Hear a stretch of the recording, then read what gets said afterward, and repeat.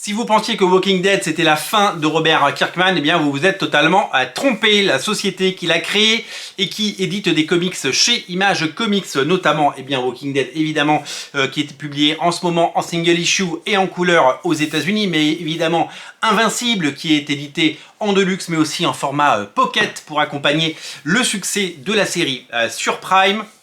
Ces séries font partie des deux séries principales de Robert Kirkman, mais Skybound gère 70 propriétés intellectuelles, 70 marques, 70 IP, 70 bouquins, c'est totalement fou quand on y pense. Dans ces livres, il y a évidemment les titres de l'univers G.I. Joe et de l'univers Transformer, des titres sous licence Hasbro qui sont de formidables succès.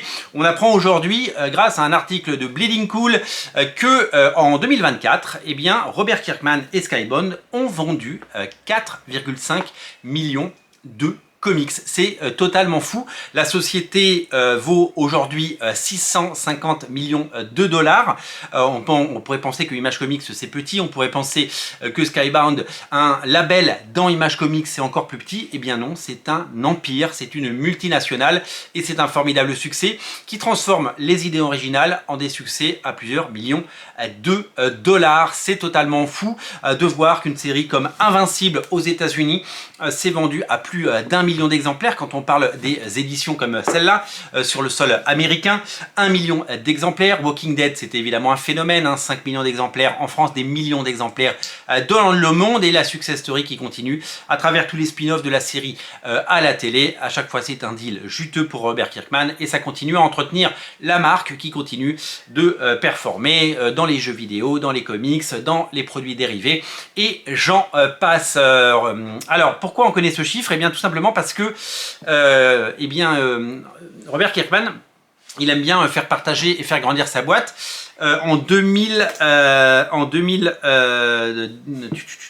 C'était en 2017, il a proposé à des investisseurs de mettre de l'argent, en 2022 pardon, il a proposé à des investisseurs d'acheter des parts de la boîte, et il a vendu pour 18 millions d'euros de parts à 7000 investisseurs qui ont mis de l'argent, donc des gens comme vous et moi.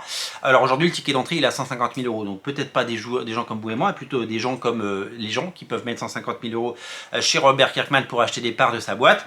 Et aujourd'hui il propose évidemment d'accompagner la croissance et de continuer à investir dans sa boîte et de continuer à acheter des parts qu'il vend comme ça et donc le ticket d'entrée est à 150 000 $ si vous êtes intéressé.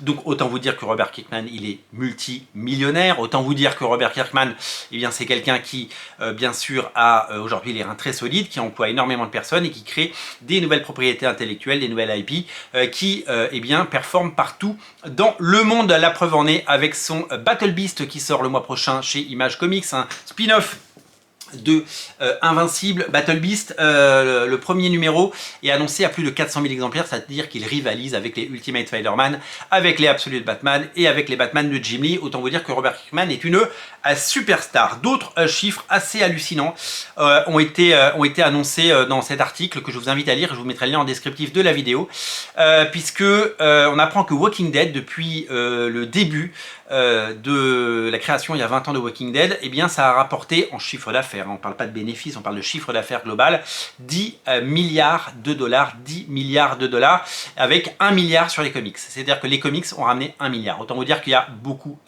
d'argent en jeu.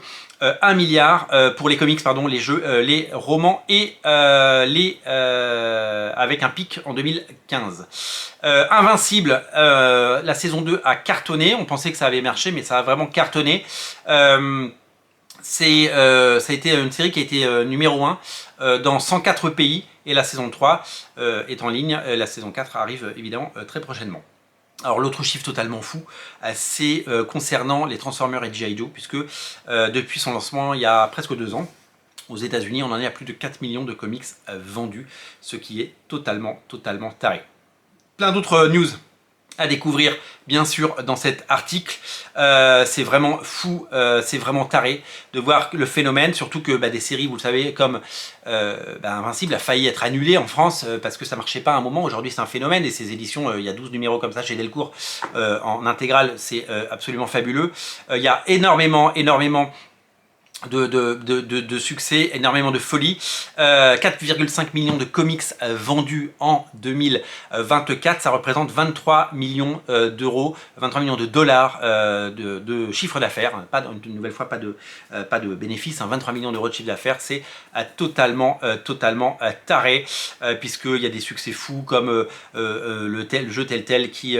non, le jeu VR pardon, de Walking Dead qui s'est vendu à 2 millions d'exemplaires, enfin voilà, des chiffres totalement tarés pour voir que le phénomène est fou. Et donc voilà, donc si vous avez ça vous intéresse, vous appelez votre banquier pour investir chez lui, et il y a des à partir de 150 000 $, vous pouvez avoir des choses hyper intéressantes et des super bonus et des actions en plus. Voilà. Mais en tout cas, c'était pas pour vous inciter évidemment à acheter des actions, c'était juste pour parler du succès qui est phénoménal. Je n'ai pas de part personnellement et je vous incite pas du tout à en prendre. En tout cas, c'est une formidable success story à l'américaine. On comprend pourquoi. Image Comics en a fait un associé d'Image Comics. Aujourd'hui, il pèse très lourd. On n'ose même pas imaginer combien pèse Todd McFarlane à côté avec ses comics et ses toys. C'est totalement fou. On parle pas de petite monnaie, on parle de gros dollars et de gros euros. Le succès est venu de ces deux titres. Depuis, ces 70 propriétés intellectuelles qui sont exploitées par ces personnes. Et c'est tout simplement fou. Merci d'être aussi nombreux à regarder Radio Comics. Merci d'être si fidèles et je vous invite à vous abonner si ce n'est pas déjà fait. Salut!